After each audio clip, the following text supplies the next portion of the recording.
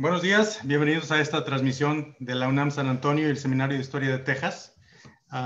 Hoy tenemos una conferencia excepcional a cargo de la doctora Erika Pani del Colegio Nacional. El Tratado de Guadalupe Hidalgo y los mexicanos que se quedaron del otro lado. En unos segundos presentaremos a la doctora Pani. Antes, permítanme presentarles a los invitados que acompañan a la doctora Pani en esta conferencia. Tenemos el gusto de contar con la presencia del doctor Andrés Tijerina. Él es miembro de la American Historical Association y ha sido profesor en la Universidad de Texas, Texas A&M, en Austin Community College. Es autor de muchas obras dedicadas al estudio del pasado hispánico en Texas, mismas que gozan de reconocimiento internacional. También nos acompaña en esta mesa Carlos González Manterola. Él es editor fundador de Editorial Espejo Imagen, una de las grandes compañías que publican historia en México. Por supuesto, también está con nosotros el doctor José Antonio Vela. Él es el director de la UNAM San Antonio y el coordinador del Seminario de Historia de Texas, Miguel Ángel García Audelo. Les recuerdo que pueden hacer sus preguntas para la doctora Pani en la sección de comentarios, desde donde el maestro Audelo y un servidor estaremos rescatando al final de la ponencia para presentarlas a la doctora Pani. Pues sin más, le cedo la palabra a Miguel Ángel García Audelo para que nos presente a la invitada de esta mañana. Adelante, Miguel. Muchas gracias, Alfredo. Muchas gracias a todos nuestros invitados el día de hoy a esta conferencia extraordinaria, magistral de la doctora Pani. El Seminario de Historia de Texas de la UNAM San Antonio ofrece una intervención sobre un tema de interés binacional, el componente histórico, que desde luego es importante, ya sea sobre una inquietante actualidad, que es el destino de los que nacieron en esta tierra y que por una u otra circunstancia se encuentran al norte del río Bravo. Naturalmente que en un tema de estas características, ¿no?, se requiere de una reflexión cuidadosa, y para eso hemos invitado a un especialista en el tema. Hoy tenemos como invitada a la doctora Erika Pani, quien realizó sus estudios de posgrado en el Colegio de México, donde ha desempeñado diversos cargos e impartido cursos en todos los niveles. Su trabajo de investigación se ha concentrado en la historia política del siglo XIX en México y en Estados Unidos, producto de lo cual ha publicado bastantes obras de referencia como Para mexicanizar el Segundo Imperio, El imaginario político de los imperialistas de 2001, una serie de admirables acontecimientos, México y el mundo en la época de la Reforma, 1848, 1867, y desde luego una obra interesantísima y que sigue siendo de referencia, que es La historia mínima de los Estados Unidos de Norteamérica, cuya lectura recomendamos ampliamente. Y sin más, pues le cedo la palabra a la doctora Pani. Muchas gracias y bienvenida. Al contrario, muchísimas gracias a ustedes por invitarme. Me da un gusto enorme estar platicando con los amigos de la UNAM San Antonio. Es para mí un gran honor estar compartiendo además este seminario con colegas y amigos que conocen también el tema. Yo diría que en el caso de Texas, mucho mejor que yo. Y pues bueno, platicar, creo, lo que dice Miguel Audelo es cierto, ¿no? Este tema en el que parece que la historia pesa tanto, ¿no? ¿Qué pasa? ¿Cuál es el destino de esos mexicanos que quedan del otro lado, que se vuelven ciudadanos estadounidenses y que sin embargo siempre tienen este legado mexicano, este estatus distinto que le da forma a la manera en que son vistos y a los espacios en los que pueden actuar? Y bueno, lo que voy a platicar con ustedes hoy es que dentro del fin de la guerra, del desenlace de la guerra México-Estados Unidos, nos puede ayudar a entender esta situación. Entonces, les voy a compartir unas imágenes de PowerPoint. Bueno, como ustedes saben, ahí ya se ve, ¿verdad? Sí. Muy bien. Entonces, como ustedes saben, la guerra entre México y Estados Unidos, esta guerra que está ahí en 1846 y concluye a principios de 1848, es una de las grandes tragedias nacionales, ¿no? Aquí está este famosísimo grabado de Nebel en el que se ve la entrada de las tropas estadounidenses a la capital, su llegada al Zócalo y está la bandera de las barras y las estrellas flotando encima de Palacio Nacional, ¿no? Y creo que pocas cosas simbolizan más esta frustración, esta incapacidad por parte de la clase política, de los ciudadanos mexicanos, de detener el avance de este ejército involucrado en esta guerra que desde el primer momento es visto como una guerra profundamente injusta, como una guerra de conquista, como una guerra entre repúblicas que parece casi contra natura, ¿no? A pesar de que la relación México-Estados Unidos desde sus inicios está marcada por esta tensión que provoca el interés estadounidense en adquirir territorio mexicano, la idea de que la República Hermana iba a lanzarse a una guerra de agresión, de conquista, desencadenada por una trampa que hace el presidente Polk mandando tropas a un territorio de disputa, sí representa, digamos, un shock, un cubetazo de agua fría para los mexicanos y especialmente para los políticos mexicanos, ¿no? El hecho de que el disenso interior, el hecho de que incluso haya intereses que apoyan, ¿no? Que le van a vender cosas a las tropas, en algunos casos que van a formar guerrillas, que van a apoyar al ejército invasor, que va a haber una rebelión por parte de los llamados polcos en contra del gobierno que se considera está abusando de las propiedades de la iglesia. Entonces, esta falta de solidaridad, lo que se lee en ese momento como falta de patriotismo, es realmente una herida profunda en la conciencia mexicana, que además va a tener, digamos, se va a materializar en esta pérdida terrible, ¿no? De la mitad del territorio nacional, 1.300.000 kilómetros cuadrados, ¿no? Y el otro, digamos, gran costo de la guerra, más allá de la violencia, la sangre, etcétera, es que 100.000 mexicanos, 100.000 ciudadanos quedan del otro lado, ¿no? Esta idea de que el país abandona a estos hijos de la patria que ven su territorio ser atravesado por esta línea matemática, va a decir Mariano Otero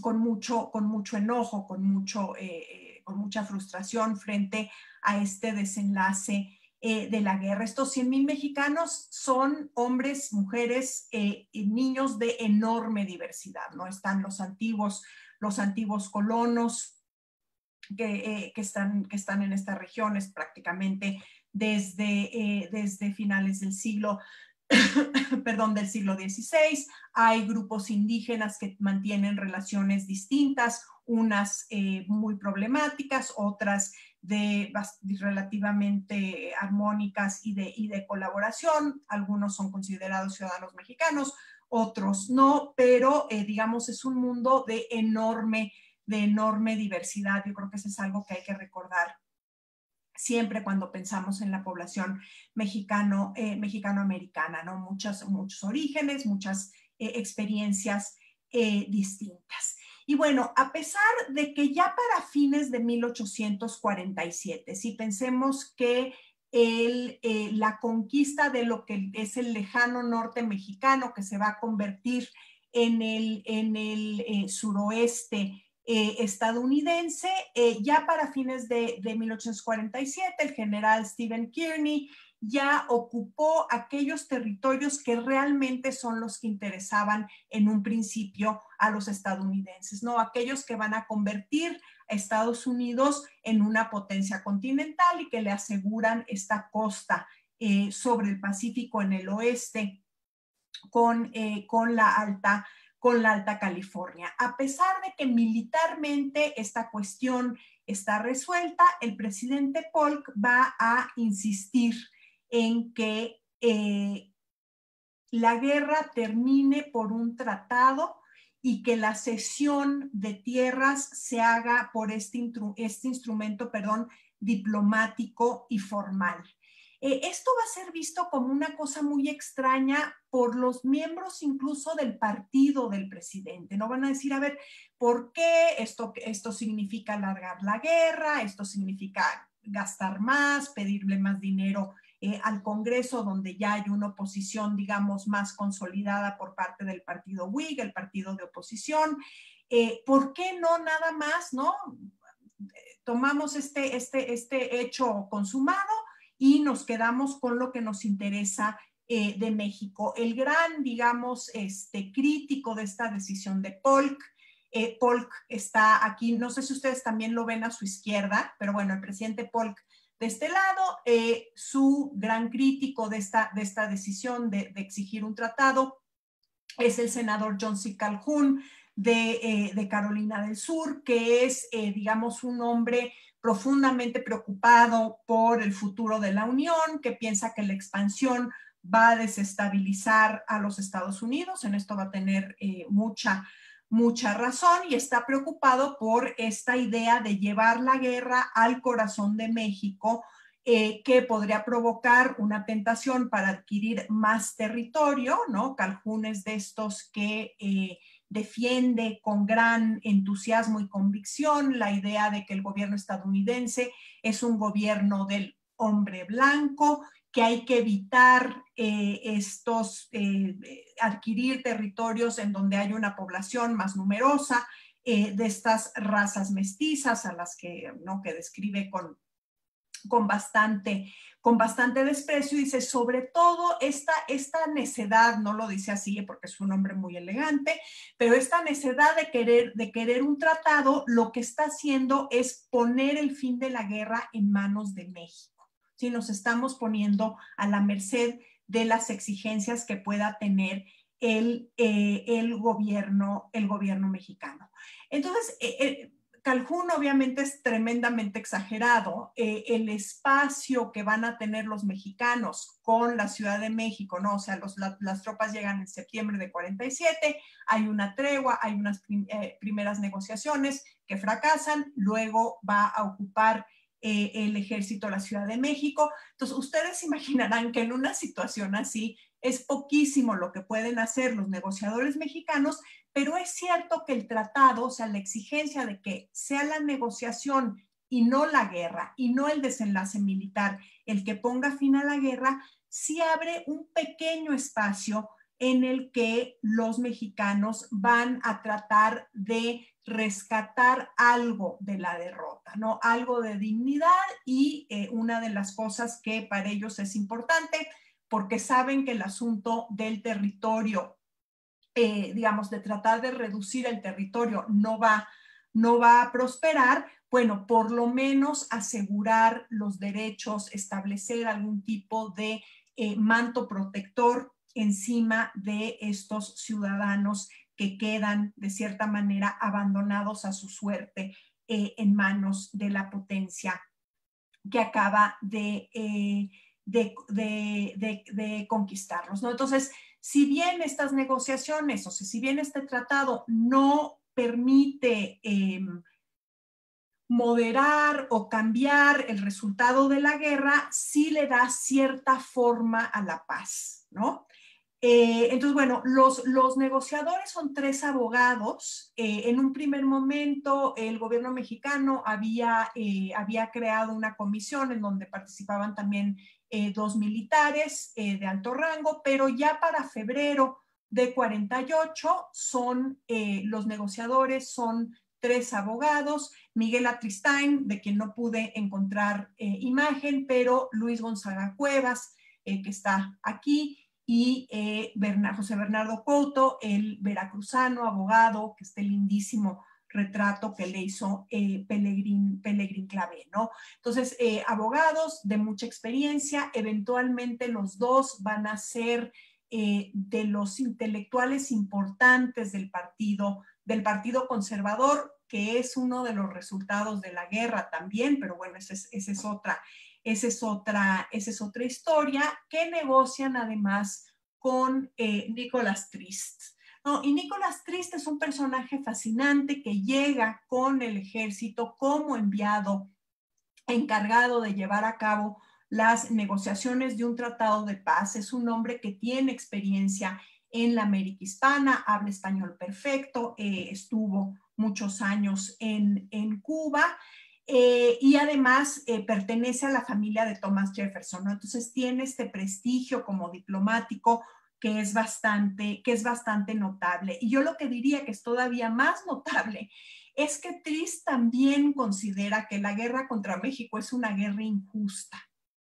Entonces, digamos, tiene instrucciones muy claras de qué es lo que tiene, de qué es lo que tiene que asegurar. Tiene que asegurar el reconocimiento mexicano de la independencia de Texas y tiene que asegurar la adquisición de territorio, ¿no? De este territorio, digamos, más o menos indefinido, pero que la gente tiene relativamente claro qué es lo que hoy es Estados Unidos, ¿no?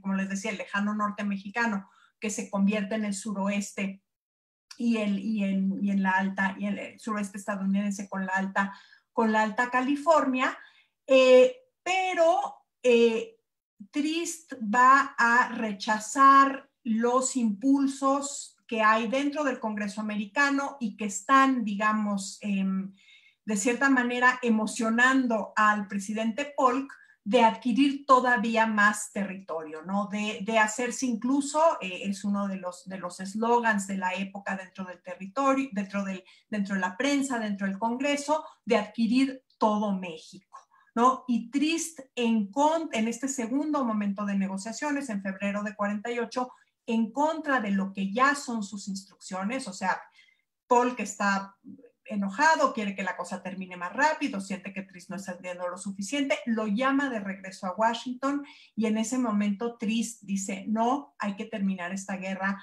de la manera lo menos injusta posible. Esta postura no es tan excepcional, ¿no? Si ustedes leen, por ejemplo, las memorias del general Grant, que luego va a ser uno de los grandes generales de la Guerra Civil, presidente de Estados Unidos, hay esta idea de que la guerra con México es una guerra maldita, es una guerra malvada, injusta, etcétera. Entonces, bueno, estos son los negociadores y, como les decía, están estas distintas opciones, ¿no? En un primer momento, los mexicanos insisten que lo que van a hacer es reconocer la independencia de Texas, dicen, porque sus hijos ingratos le dieron la espalda a la patria en 1836, que no van a reconocer la frontera en el Bravo, sino en el Nueces, que es la frontera, digamos, era la frontera histórica de la provincia de Texas, y que además el reconocer que la frontera está en el Nueces le daría la razón a Polk en este primer, digamos, esta estratagema al cual recurrió el presidente Polk de enviar tropas a esta zona para que se encontraran con tropas mexicanas y él poder llegar al Congreso y decir que sangre americana había sido vertida sobre suelo americano, lo cual era, digamos, es un embuste, ¿no? Si quieren, terreno en disputa, pero definitivamente no suelo americano después de la anexión de 1845. Los mexicanos además quieren un espacio que sea una especie de colchón de tierra de nadie, en la cual estaría prohibida la esclavitud y hubiera, digamos, pudiera ponerse distancia entre esta república expansionista y voraz y la República Mexicana, cuya debilidad ha quedado manifiesta. Alegan además que los nuevos mexicanos participaron en una rebelión en contra de las tropas estadounidenses, que no quieren ser americanos, entonces se pide que no la frontera pase por encima de Santa Fe y que les deje San Francisco. En un primer momento se dice que no se cederá ni un palmo de tierra en las Californias, luego se dice, bueno, les podemos dar San Francisco como factoría, o sea, les podemos concesionar un puerto, y finalmente les damos la mitad, nosotros nos quedamos con la mitad. Esto obviamente va a ser rechazado por Trist y eventualmente, este es el territorio que se vuelve territorio estadounidense. El de acá es, como ustedes saben, el de la Mesilla, pero eso es otra vez otra historia. Pero si se fijan en esta línea rosa, ese es lo que Sam Houston, que es un tejano, político tejano, líder político tejano, eventualmente varias veces gobernador del estado, él dice, bueno, es que hay que llegar hasta San Luis Potosí, ¿no? Entonces hay, digamos, estas tensiones, estas distintas posturas enfrentadas que compiten, y la decisión en este segundo momento de los negociadores mexicanos es admitir esta pérdida muy dolorosa del territorio, pero tratar de asegurar, bueno, evitar esta, ¿no? y tratar de salvaguardar el honor y el bienestar y los derechos tanto de propiedad como políticos de los mexicanos que se quedan del otro lado. Entonces, lo que insisten es en asegurar, como les digo, estos derechos de propiedad, los derechos políticos y los derechos religiosos, ¿no? Para los negociadores mexicanos, este es un principio importante, el que se reconozca a la Iglesia Católica, que se respeten sus propiedades y que se respete la comunicación libre con las autoridades religiosas, ¿no? En el caso de Nuevo México, el obispado de Durango. Esto se va a volver muy pronto irrelevante porque la Iglesia Católica va a decidir, ¿no?, ratificar la autoridad episcopal en la Alta California y poner a un obispo en Nuevo México, pero la idea, digamos, era que la comunidad mexicana como comunidad no solo de origen nacional, de lengua, sino de religión pudiera mantenerse. Y se pide en el artículo se establece en el artículo del tratado que los mexicanos que se queden del otro lado tendrán la opción de regresar, de mantener su ciudadanía mexicana, si quieren tomar todas sus propiedades y regresarse a México, y si no, de volverse ciudadanos americanos. Es una decisión que tienen que tomar dentro de un año, y aquellos que tomen esa opción de quedarse en el lugar de donde son, en su hogar, en su tierra, serían incorporados y admitidos a la Unión tan pronto como fuera posible, dice el tratado, ¿no? Se pone incluso el ejemplo de que esta cesión mexicana, los habitantes de la cesión mexicana que por voluntad propia deciden quedarse ahí, tienen que ser tratados, tienen que ser reconocidos con los mismos derechos y privilegios que los de otros territorios como la Luisiana o la Luisiana francesa, española francesa, y la Florida española, ¿no? El tratado se firma y el tratado es enviado a Washington para que lo ratifique el Senado estadounidense, como es, digamos, mandato constitucional, ¿no? Y aquí el Senado decide, antes de ratificar, eliminar un artículo importantísimo, que es el artículo 10, ¿no? Y entonces este artículo 10 decía que se tenían que respetar aquellas concesiones de tierra que se habían hecho por las autoridades primero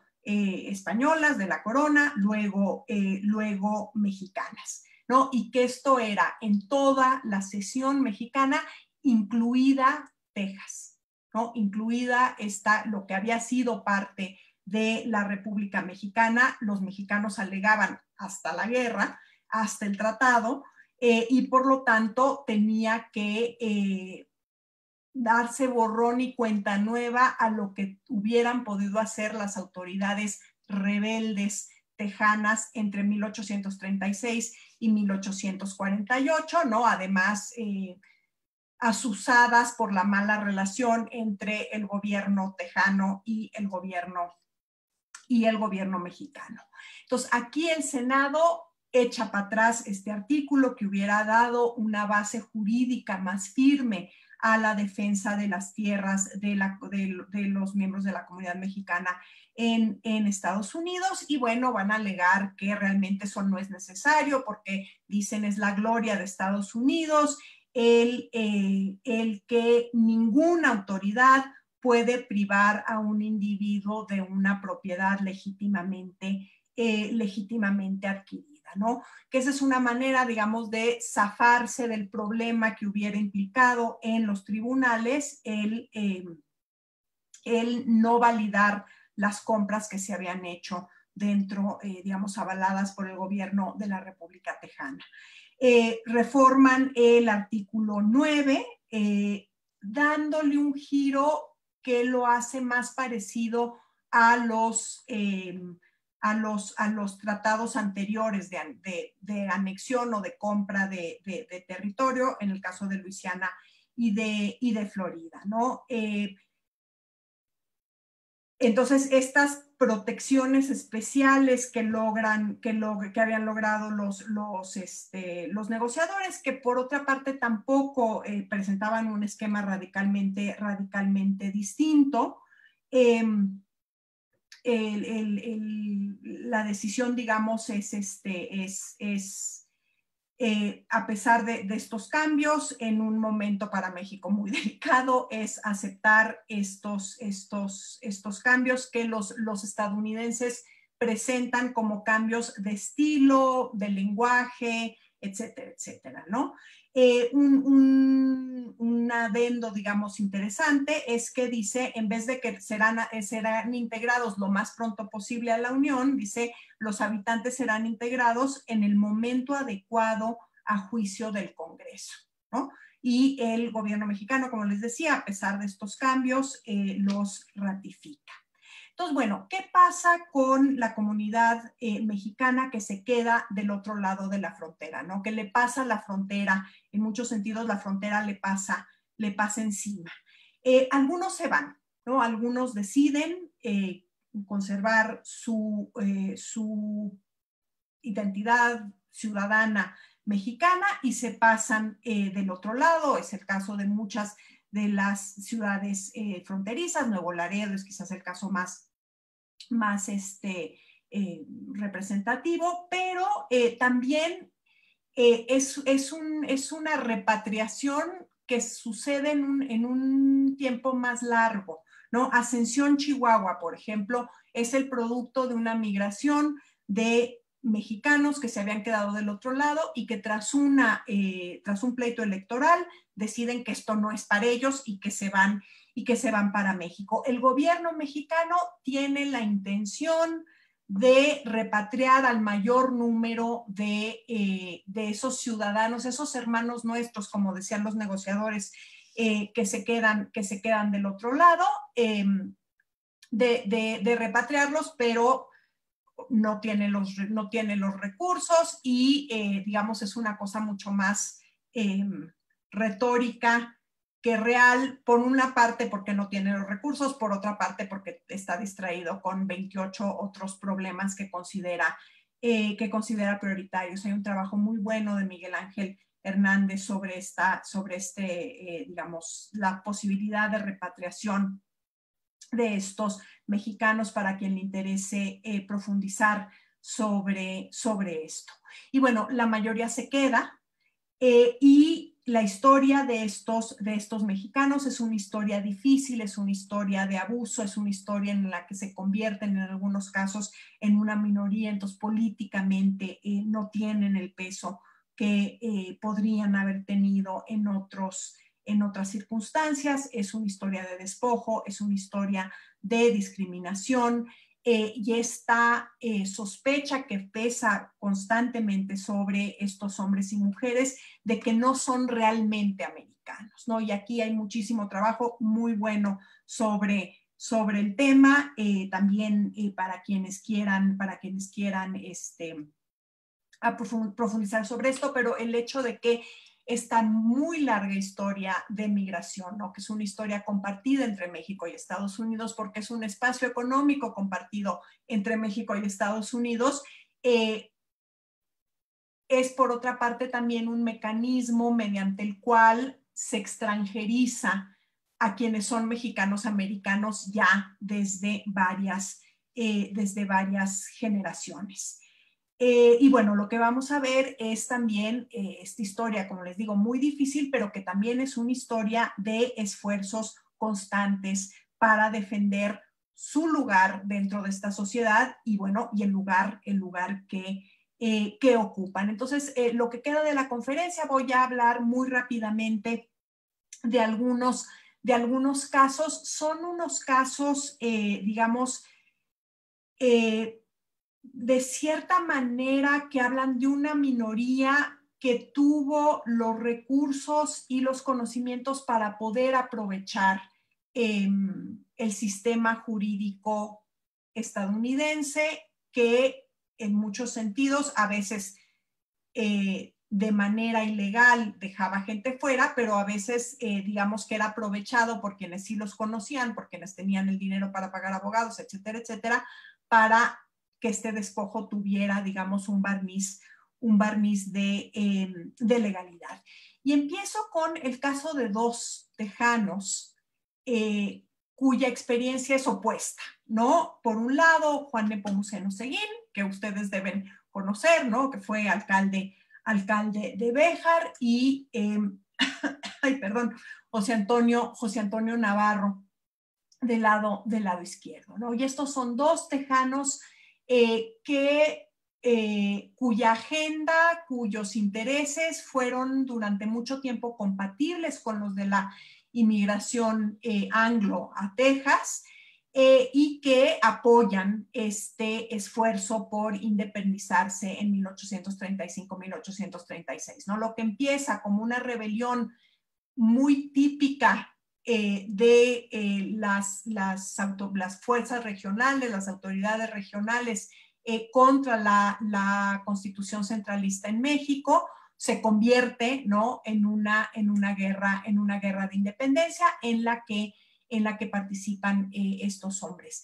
Y entonces, bueno, Seguín muy rápidamente se va a dar cuenta que el establecimiento de la política estadounidense en esta región, el que los tejanos ya no puedan servir como mediadores, como negociadores entre autoridades mexicanas y migrantes anglo, es una palabra que no existe en español, pero creo que es muy ilustrativa, desempodera a los tejanos con J.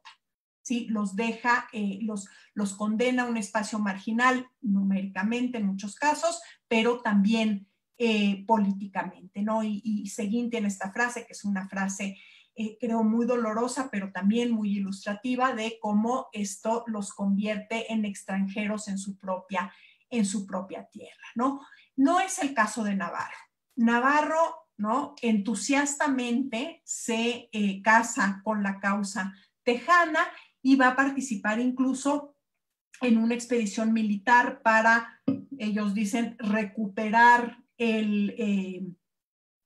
para Texas una parte de Nuevo México. Esta expedición va a ser derrotada y Navarro va a ser hecho prisionero y mandado a la Ciudad de México para ser juzgado como traidor. Y lo que creo que es muy interesante de Navarro es que Navarro Navarro presenta, no nos podemos meter a su cabeza, ¿verdad? Navarro presenta su adhesión a la República Tejana, su participación en sus aventuras militares y la independencia misma de Texas, no tanto como, ¿no?, es un poco la historia, digámosle, oficial de Texas, de que, ¿no?, lo que sucede en Texas es una especie de actualización, es una nueva revolución americana, ¿no? Incluso la Declaración de Independencia de Texas se firma en este lugar al que le ponen Washington on the Brazos. Y no, Navarro saca un viejo texto de Reynoso, que es un fraile español que justifica la adhesión de los más modernos, de los más ilustrados y de los más de quienes aman la libertad y el orden a la invasión francesa de Napoleón, ¿no? Entonces, Navarro tiene una visión de lo que quiere decir ser tejano que se inscribe perfectamente en una tradición, digámosle, hispana-mexicana, que desemboca en su participación en la aventura de la República de Texas. Tenemos el caso fascinante de Juan Nepomuceno Cortina, ¿no? Entonces, Juan Nepomuceno Cortina, que va a asumir la identidad de frontera de manera, no, con una libertad sorprendente en cuanto a el sentido que tiene de pertenencia de los dos lados, ¿no? Entonces va a pelear, como él dice, para defender el nombre mexicano en Texas, para evitar, ¿no?, los despojos, para, ¿no?, va a ocupar 2 veces Brownsville, para defender los derechos de los mexicanos en Texas, ¿no?, como ciudadanos de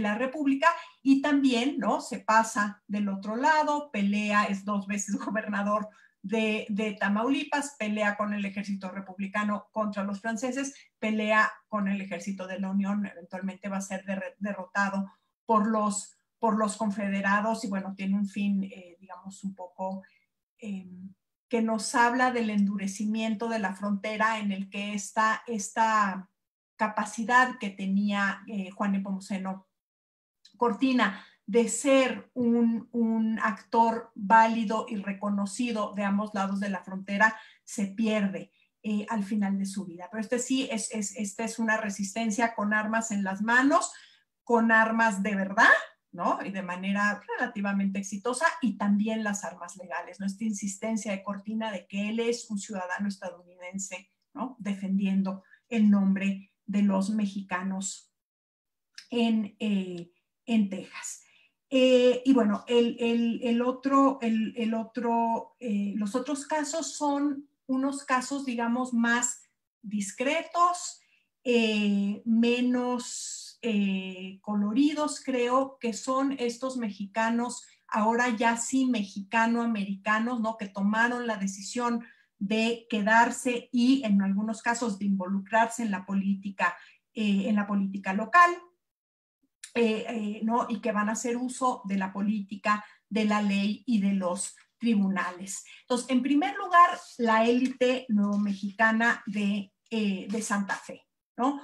Es el espacio en este momento en el que hay un mayor número de mexicanos, ¿no? El 60% de la población de los territorios conquistados estaba en Nuevo México. Santa Fe es, de hecho, la capital más vieja de Estados Unidos.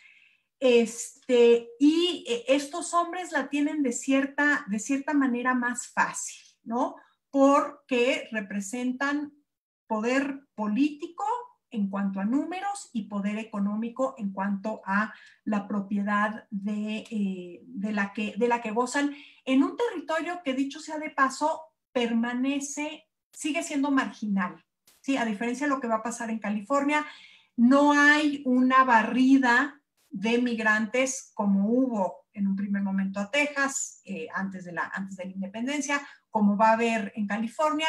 Nuevo México sigue siendo este espacio difícil, árido, etcétera, etcétera. Entonces, eso, digamos, les ayuda. Convención Territorial de 1850 para establecer un poco las bases de las reglas del juego político. Está totalmente dominada por nuevos mexicanos. 13 de 19 de los miembros, presidida incluso por un sacerdote, ¿no? Lo cual es interesante.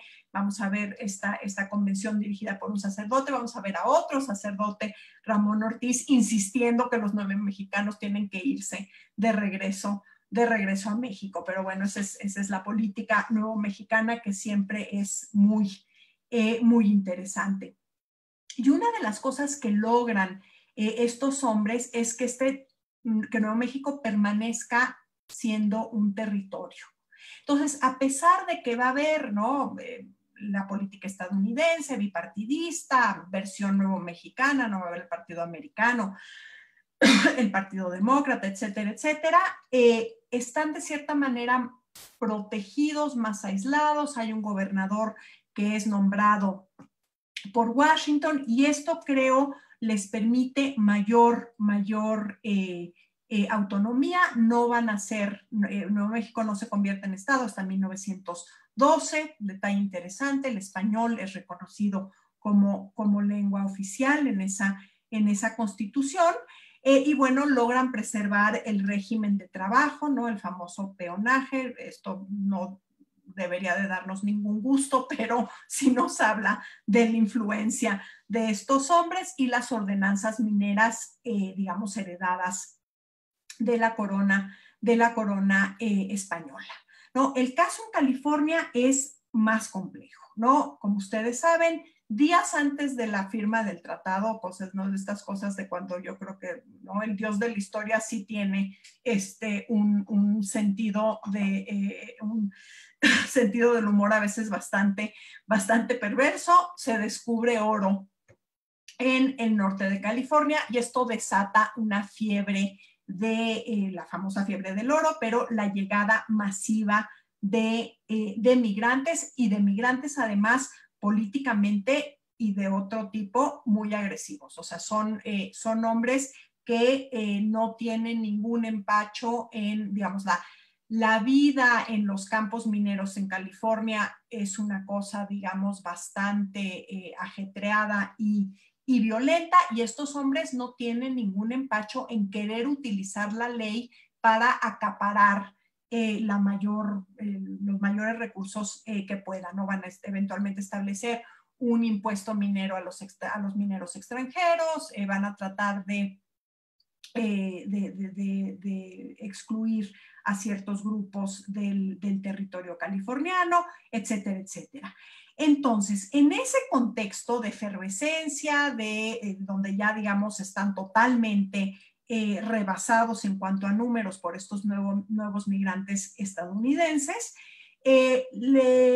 California decide, estos políticos ahora californianos, deciden erigir al territorio en estado, y reúnen una convención constitucional en 1849, ¿no? Y ahí incluso tienes un personaje como William Wynne, que luego va a figurar en la historia de México, ¿no?, durante el imperio, este supuesto duque norteamericano para Sonora, pero bueno, esa otra vez es otra historia.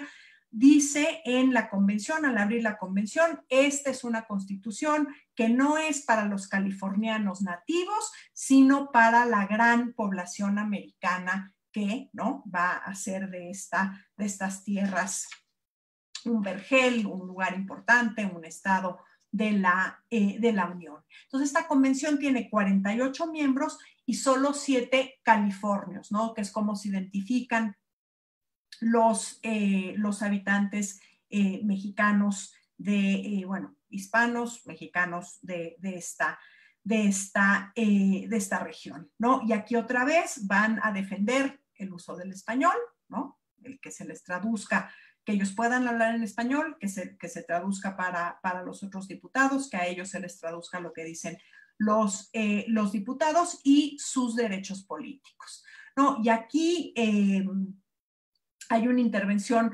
muy interesante de uno de los miembros de una de las familias notables de California, de Santa Bárbara, Pablo de la Guerra, ¿no? Aquí está Pablo de la Guerra con uno de don Aciano Vigil, que es otro líder californio, y uno de los hermanos Pico, pero no sé cuál. Pero bueno, lo que dicen estos miembros de la élite California cuando se discute quién va a votar, ¿no? Entonces, la Constitución de California es una constitución típica de las constituciones estadounidenses de esa época que pretenden universalizar el derecho al sufragio entre los hombres, pero entre los hombres blancos. ¿Quién puede votar? No se excluye por razones de pago de impuestos, de propiedad, de saber leer y escribir, etcétera. Puede votar todo hombre libre y blanco, ¿no? Incluso va a haber un esfuerzo dentro de la convención para excluir la migración de afroamericanos al territorio de California. Entonces, se empieza a discutir esta condición para reconocer el derecho al voto. Y De la Guerra hace una intervención muy interesante, porque dice, por un lado, que bueno, los californios son obviamente blancos, pero pues han estado afuera y están muy asoleados y etcétera. Entonces, no se les puede excluir porque son blancos, ¿no? Y digamos, para ellos es muy importante que se les reconozca como blancos, a pesar que igual y no se ven tan blancos como otros. Sin embargo, entonces sí que se quede así en la Constitución, como en la de las constituciones de la gran mayoría de los otros estados de la Unión. Solo 5 estados en este momento permiten el voto de los afroamericanos, pero dice, nosotros, a pesar de nuestro color, somos blancos. Y cuando se discute si los indígenas deben ser reconocidos como ciudadanos o no, otra vez De la Guerra dice, eran ciudadanos bajo el régimen mexicano, con lo cual, ¿no? Según el tratado, son ciudadanos y además pagan impuestos. Entonces, el excluir a alguien que pague impuestos de la participación política es, dice, ¿no? profundamente injusto. Entonces, bueno, De la Guerra, que no, ya hace sus pininos en el primer momento en el que es posible participar en la política estatal californiana. En 1870 va a ser electo juez. Y en ese momento demandan, obviamente, un rival político que no puede reconocérsele como juez porque la elección es nula, porque De la Guerra no es ciudadano americano, porque nunca dijo que quería ser. Y está muy claro en el tratado que tienen que tomar la opción, etcétera, etcétera, etcétera. Entonces, ahí, entonces, 1, no tomó la opción, y 2, el Congreso estipuló que iban a entrar, ¿no? que iban a ser integrados a la Unión cuando fuera el momento adecuado, y que el Congreso nunca ha dicho que es momento adecuado de integrar a los mexicanos, y aquí, digamos, hay una implicación bastante obvia de que los mexicanos realmente no tienen la capacidad de ser ciudadanos americanos. Entonces, la respuesta del tribunal es muy interesante. Dice, bueno, este señor se ha comportado como ciudadano. Yo no sé si declaró, firmó un papel, da lo mismo. El señor fue miembro de la Convención Constitucional del Estado. Él, igual y no por su palabra, por sus actos, obviamente, tomó esa opción de ser ciudadano. Y por otra parte, California es Estado. California, el Congreso de la Unión decidió aceptar a California como Estado. Obviamente, en ese momento no hizo una diferencia entre los antiguos californios nativos, como decía Wynne, y la gran población americana. Son los habitantes de ese estado, y los habitantes de ese estado se integran a la Unión, y por lo tanto, De la Guerra es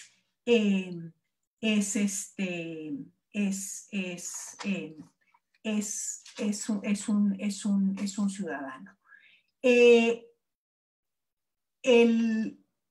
Esta decisión de una corte californiana marca, es interesante porque no es citada como precedente en el caso que ahorita les voy a comentar, pero ese es el precedente que van a tener los tribunales estadounidenses cuando hay una controversia en torno a la naturalización de mexicanos, ¿no? Y el caso, digamos, central para esto es un caso muy posterior, de 1897, que es Inre Rodríguez, ¿no? Que es un caso en Texas, en el cual se alega que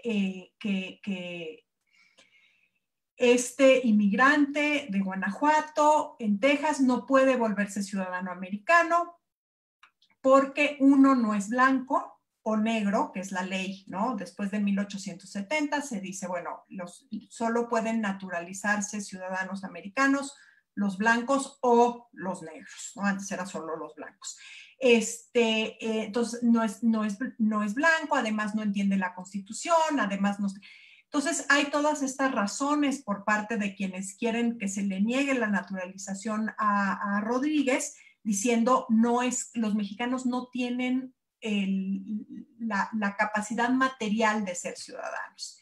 Y el juez dice, miren, yo no voy a indagar de qué color son los mexicanos, porque esto es una cosa muy incierta, pero hay un tratado. Y el tratado no impone ningún tipo de condición, no impone una condición de color, no impone una condición de comprensión de lo que implican los deberes del ciudadano americano, de saber cómo funciona la Constitución. Y ese precedente es el que va a privar, ¿no? Entonces, por el tratado, estos mexicanos que se quedaron del otro lado se convierten en ciudadanos estadounidenses. Entonces, bueno, esto va a ser, digamos, esta decisión judicial se reproduce en Nuevo México en casos en donde no son el equivalente de Pablo de la Guerra, ¿no? Que es un miembro de la élite, ¿no? Realmente un personaje muy notable en la sociedad de Santa Bárbara. Y en estos casos en donde se quiere descalificar a alguien de un jurado, porque no tomó, digamos, el Congreso no ha tomado la decisión, y hay uno incluso, Atanasio Sandoval se llama, que firmó una declaración que quería seguir siendo mexicano, y el tribunal dice, bueno, es que esos eran tiempos muy revueltos, estaba el cura Ortiz, ¿no? Asusando a la gente, y sin embargo este señor se quedó. Este señor ha pagado impuestos y este señor ha participado en las elecciones, ¿no? Se ha comportado como ciudadano, no lo vamos a discutir, el tratado lo convirtió en ciudadano, él ha ejercido su derecho y por lo tanto es ciudadano. Interesante también el caso de Lucero, que es un hombre indígena, y ahí, a veces uno hace unos supuestos que quizás son exagerados, pero en este caso lo que se quiere probar es que los indígenas eran reconocidos como ciudadanos para que su propiedad, que tanto Lucero como indígena como su propiedad no pasen a ser, digamos, supervisados por el Buró de Asuntos Indígenas, que es una oficina federal, sino que permanezca en el mercado tanto laboral como de los bienes raíces californianos en este caso, ¿no es cierto? Sí, californianos, sí. Y bueno, termino con un caso de cierta manera extravagante, porque que es el de Amparo Ruiz de Burton, ¿no? Que es una California fantástica, novelista. Entonces, por un lado, pues es que es mujer, entonces no es ciudadana, en ningún momento se discute si va a poder votar o no va a poder votar, pero Mario Amparo Ruiz de Burton creo que tiene unas novelas que ya son estas cosas, ya saben, del 19, larguísimas, barroquísimas,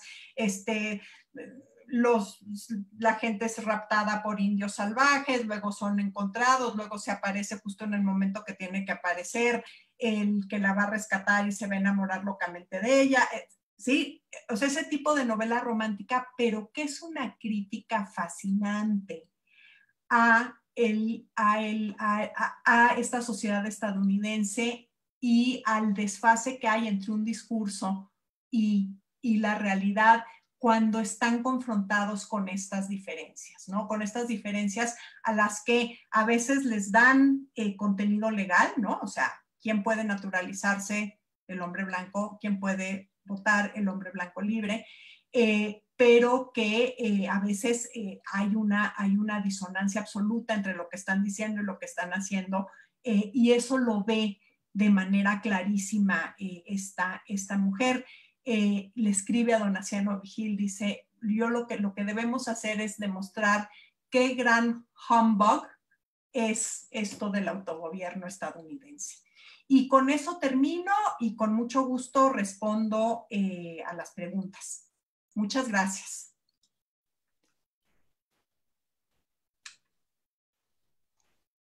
Muchas gracias, doctora Pani. Estimado Miguel, ¿quieres ir rescatando las preguntas? No, preguntar al doctor Tijerina si Adelante. gusta hacer un comentario. Doctor Tijerina, ¿algún comentario adicional a la presentación de la doctora Pani?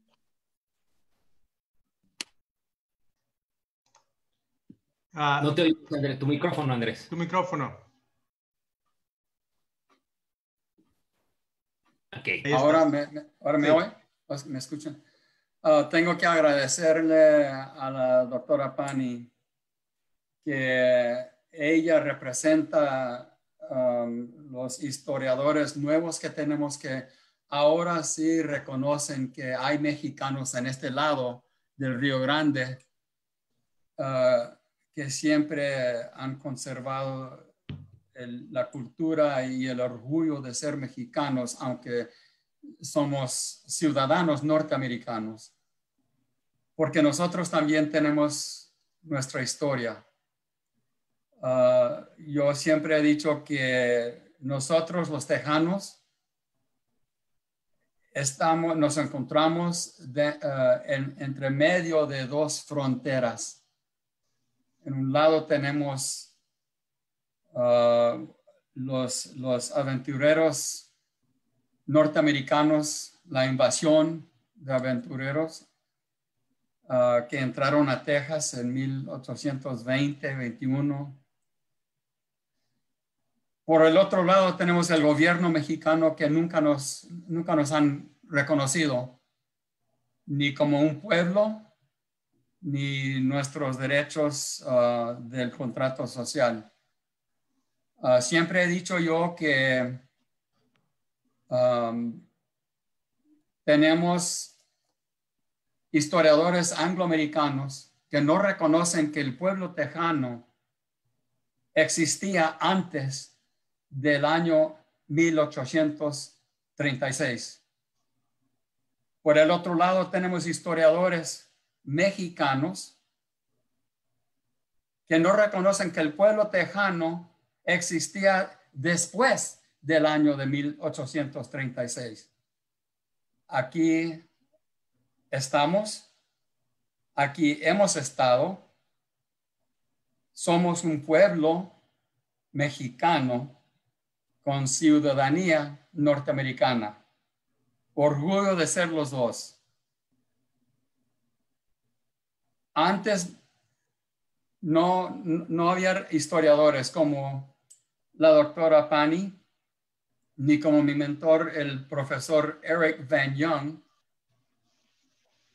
de la Universidad de California, San Diego, mentor y amigo mío. Yo tuve el honor de asistir una conferencia, un seminario del National Endowment for Humanities, donde nosotros, historiadores, estudiamos los derechos de esos pueblos que han quedado perdedores, conquistados por otros países como los Estados Unidos. Porque esos pueblos conquistados también tienen sus derechos. Y es más, tienen resistencia.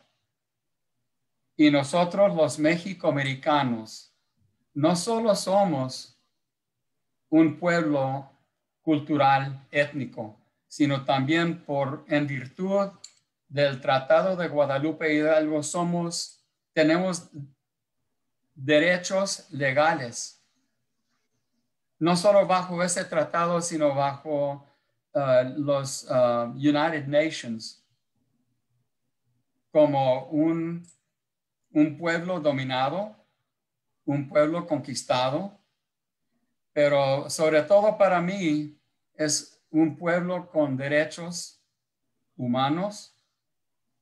Y quiero decir que los tejanos decían, así como yo digo también, que México no era capaz de reconocerlos a los tejanos como más que niños ingratos, porque ellos mismos por muchos años enviaban memorias al gobierno de México de que los tejanos también tenían el derecho del sagrado contrato social bajo y en virtud de la Constitución de 1824. Y si el gobierno mexicano no iba a defender esos derechos, los tejanos tenían el derecho social de defenderse, aunque desafortunadamente tuvieron que juntarse y en combinación con aquellos aventureros norteamericanos. Y ahora tenemos la historia siempre del pueblo tejano, que aún en este día nos encontramos dentro y entre medio de esas dos fronteras. Y por eso le agradezco tanto a la doctora Pani, que ella representa a los historiadores nuevos que nos reconocen a nosotros, que nosotros también tenemos no solo los derechos humanos, sino nosotros tenemos una historia verdadera de ser tejanos, cultura mexicana, orgullo mexicano, pero todo derecho de los ciudadanos norteamericanos. Gracias, doctora Pani.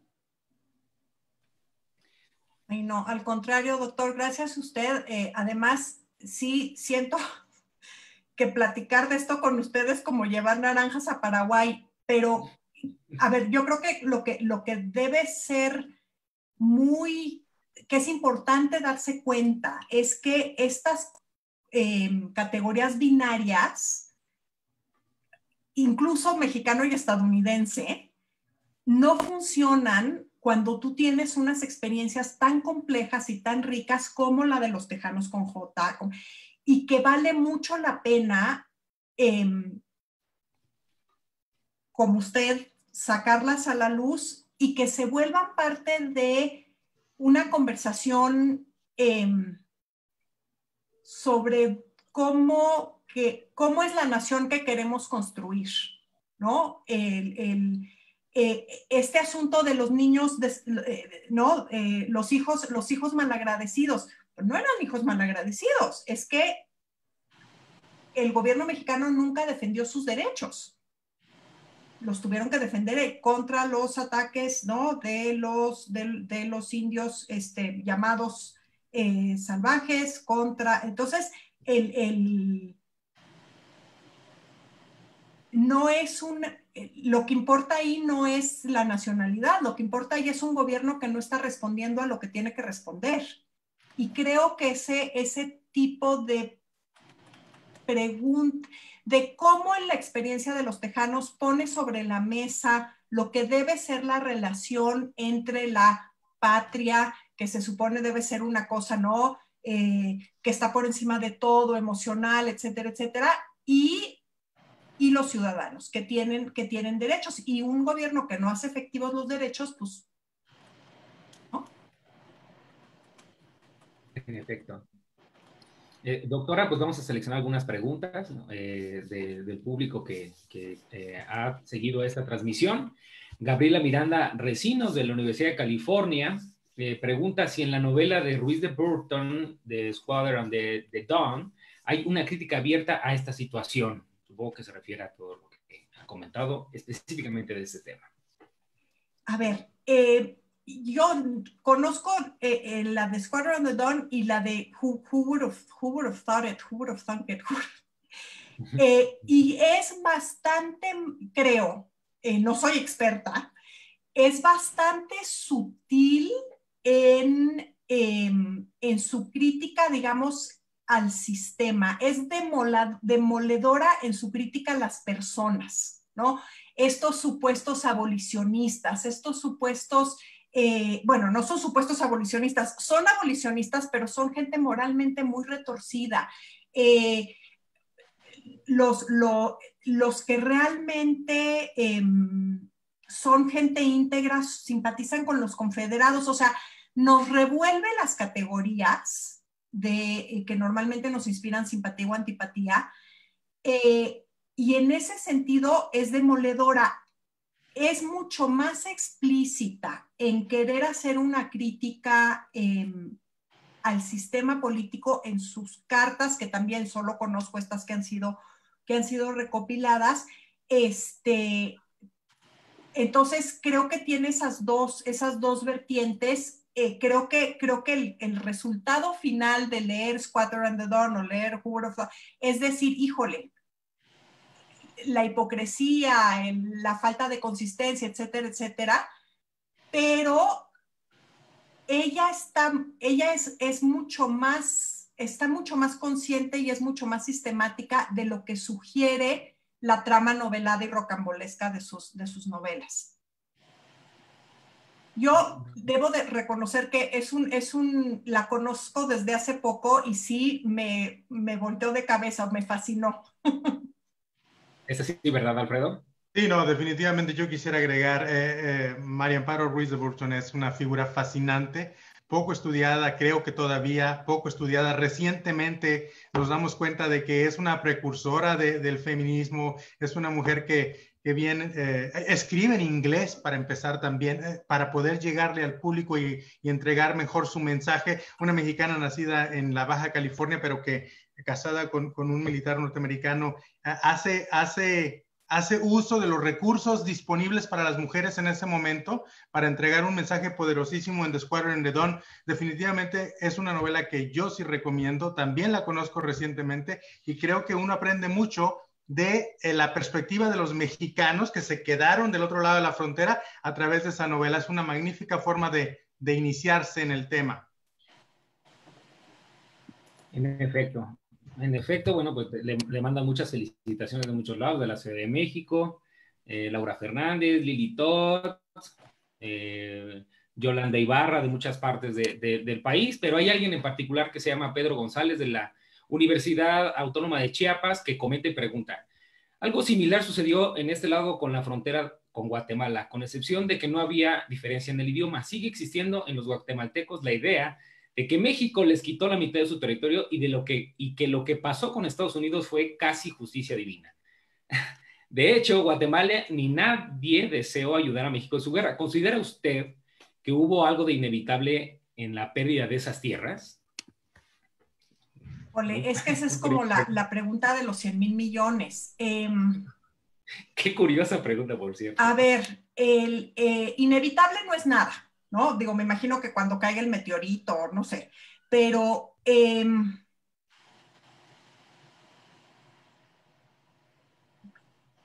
precisamente por lo que ya decía el doctor Tijerina, o sea, esa distancia, el magnetismo en el caso de Texas de una economía algodonera que estaba yendo a todo lo que daba, los mexicanos que se quedaron del otro lado, antes de quedarse del otro lado, ya estaban sujetos a unas tensiones que los estaban jalando de cierto modo para ese lado desde antes. Y bueno, la incapacidad militar, o sea, los californios ganan unas batallas, luego las pierden, hacen un tratado de paz por separado, el de Cahuenga. La entrada a Santa Fe se exagera, pero se supone que, entonces, que fue muy, muy amable con el ejército estadounidense. Es difícil imaginar que la cosa hubiera podido ser distinta. Creo que el trazado de la frontera, que aparte hay que decirlo, o sea, la frontera se traza y en 1848 y es una de las fronteras más estables del mundo moderno, de las más estables y de las más cruzadas. Se hacen arreglos, no tanto el Tratado de la Mesilla como lo del Chamizal, por acuerdo. Entonces, obviamente no existen las fronteras naturales, pero la estabilidad que sigue a la guerra sugiere que no están los elementos estructurales para que la cosa hubiera sido muy distinta. No sé si contesté. Y bueno, y el caso de Guatemala es fascinante porque tú tienes una frontera tremendamente porosa y los guatemaltecos que quedan de este lado de la línea trazada en 1882, cuando piden, digo, esto es una anécdota porque hice un trabajo sobre el tema que es, creo, muy ilustrativo. Cuando quedan de este lado, piden naturalizarse, la Secretaría de Relaciones Exteriores les contesta que no es cierto, que su pueblo quedó del lado guatemalteco. Entonces, sí, o sea, creo que lo que sí comparten es el hecho de que la frontera al mismo tiempo divide, pero también une, y que sigues teniendo de un lado y del otro, como decíamos, este espacio económico común, este espacio muchas veces familiar común, y que es una realidad. Sí, yo también pienso lo mismo, estoy totalmente de acuerdo con usted. Carlos González Montero pregunta, ¿qué tan reveladora podría ser la metodología de la longue durée para estudiar la actualidad de Texas? Es decir, supongo que se refiere a todas aquellas cosas que configuraron el aspecto actual, político, económico, social, especialmente social, en Texas. Creo que eso es lo que... Pues yo creo que ahora todo queremos hacer longue durée, ¿no? Entonces, obviamente, la historia de Texas como provincia alejada de la corona española, que la corona ve tan vulnerable que la abre a la migración de los vecinos, ¿no? Que luego Lucas Alamán va a decir como, no, sí migrantes, pero no de ningún lugar con quien compartamos frontera. Entonces yo creo que definitivamente, sobre todo la presencia de una población que habla español, que puede o no ser católica, pero que muchas veces es culturalmente católica, sí, en un espacio muy amplio de tiempo es muy importante, pero por otra parte, Texas es un lugar que está cambiando todos los días, o sea, porque tiene un dinamismo económico, porque tiene la frontera, porque tiene... es un digamos, lugar en donde la migración sigue siendo importantísima. Entonces yo creo que pues ahora sí que las dos escalas son bien importantes.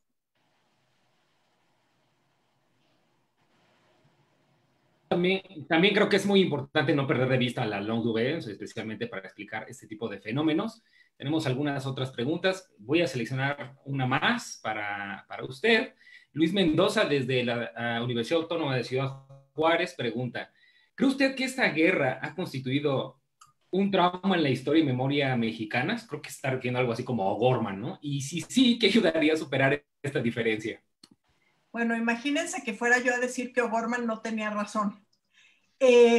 No, yo creo que la guerra es un trauma profundo. Yo no compro, debo decir, esta idea de que México crece frustrado porque quiere ser como Estados Unidos, pero en realidad no es tan moderno. Entonces, sí, esta como disyuntiva un poco psicológica no la compro porque creo que México es de una enorme diversidad, ¿no? Y los mexicanos son de una enorme diversidad, y entonces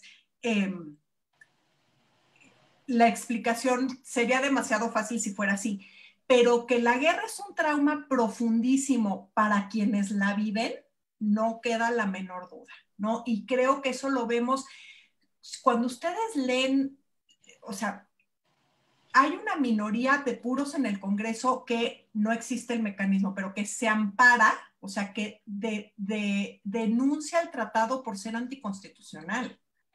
Y dicen hay que continuar la guerra. O sea, sí es un momento de toma de conciencia de que quizás las esperanzas que habían tenido están totalmente equivocadas, de que van a tener que dar un giro de 180 grados para reconstruir la nación después de la derrota. O sea, sí realmente es una causa de ansiedad tremenda. Y yo, una de las razones por las que me metí a este tema fue en 2017 la decisión de denunciar el tratado como ilegítimo que encabezaron unos abogados con el ingeniero Cárdenas. Porque por un lado me parece, digo, por eso Polk quería un tratado, ¿no? Para que fuera una cosa. Entonces lo que dicen es que si tú firmas un tratado cuando se mete el ladrón a tu casa, pues el tratado es ilegítimo. Pero independientemente de esto, o sea, creo que tiene muy pocas posibilidades de prosperar. Pero independientemente de esto, creo que sí nos habla de lo mal que nos sabe la derrota. O sea, de lo mal que nos dejó esta primera experiencia de guerra que fue bastante desastrosa. Les recomiendo el libro de Peter Guardino, que es muy, muy interesante, que es una historia social de los dos ejércitos, del americano y del mexicano. Y es un libro interesantísimo. Entonces, Guardino insiste mucho, es que son igual de... No es cierto lo que dice Mariano Otero, que México perdió la guerra porque México no era nación. Eran súper nacionalistas, son súper patriotas. Sí, pero sirvió de muy poco, ¿no? Entonces creo que también eso nos obliga a empezar a pensar en otras cosas. O sea, no es nada más el asunto del nacionalismo. ¿Qué otras cosas, no, nos hicieron tan poco eficaces en la guerra con un ejército más grande, ¿no? Entonces, sí, yo creo que el trauma, sin duda, en el momento, por eso se radicaliza, o sea, por eso tenemos una polarización política en la estela de la guerra que va a terminar en una guerra civil. Pasa lo mismo en Estados Unidos. Pero a pesar de que ganó, y es una cosa que vamos arrastrando. Sí. Definitivamente. Y la última, dice José Torres desde Guadalajara, pregunta, además de las obras del doctor Tijerina y las suyas, ¿puede recomendar 2 obras que narren este proceso? Definitivamente las mías no. O sea, hay todo un corpus hay todo un corpus de colegas que han trabajado a los mexicanoamericanos de manera espectacular. Y entonces ahí yo diría que depende un poco de la región, pero yo le preguntaría al doctor Tijerina que recomiende 2, y no yo, la verdad. Un libro por Ricardo Griswold del Castillo. Sí, sobre el Tratado de Guadalupe Hidalgo. Solo ese libro lo recomiendo. Sí. Y si les interesan los californios, por ejemplo, está este libro de Luis Pubol sobre la familia de la guerra, que es muy lindo. Hay anglos y tejanos, del doctor, del León, doctor. ¿Sí? Arnoldo de León. Arnoldo de León. Sí. Hay un corpus enorme, y muy bueno. Entonces, sí. Pues sí, bien. Se ha desarrollado ese portfolio de libros y obras y de la historia del tejano y del México a este lado. Se ha desarrollado en los últimos 4 décadas. Cuando yo llegué a la Universidad de Texas, a empezar mis estudios para el doctorado, me preguntaron cuál era la historia que quería estudiar y dije yo, la del tejano. Y me dijeron, bueno, el tejano no existe. Bueno, dije, la historia del México americano. Dijeron, no hay México americano, solo americanos. Si quieres el doctorado de la Universidad de Texas, tienes que estudiar y tu doctorado y diploma van a ser historia de los Estados Unidos norteamericanos, porque el México americano no existe. Bueno, en estos años, desde 1973, cuando llegué a Austin a estudiar en esa universidad, se ha desarrollado una historia magnífica, amplia, no solo del México americano, sino, como digo, tenemos un portfolio de libros, historias, por tantos historiadores México-americanos por la historia del tejano. En efecto, es un tema complejísimo, da para mucho más. Y bueno, yo a nombre del Seminario de Historia de Texas, doctora Pani, muchas gracias. Alfredo. Sí, muchísimas gracias, doctora Pani, por esta extraordinaria conferencia. Necesitamos escuchar mucho estos temas, sobre todo los mexicanos que estamos de este lado. Agradecemos mucho su pensamiento académico que lo haya compartido esta mañana con nosotros. De verdad que no tenemos palabras para agradecer. A nombre de la UNAM San Antonio, muchísimas gracias. No, al contrario, muchas gracias a ustedes y muchas gracias a todos los que se conectaron para escuchar el día de hoy. Así es. Y vamos a despedir esta transmisión en vivo en Facebook, recordándoles que la conferencia se queda en nuestro archivo, que se puede seguir viendo por el tiempo que ustedes quieran, si no alcanzaron a verla hoy completa. Recordarles también que este 30 de septiembre tenemos una conferencia en conjunto con la UNAM Tucson, en la que participa Miguel García Odelo, coordinador del Seminario de Texas, sobre las misiones, el patrimonio histórico y cultural entre México y Estados Unidos. Por aquí los esperamos en transmisión en vivo en la página de la UNAM San Antonio. Y pues muchísimas gracias. Nos vemos en la próxima. Despido la transmisión y nos quedamos nosotros.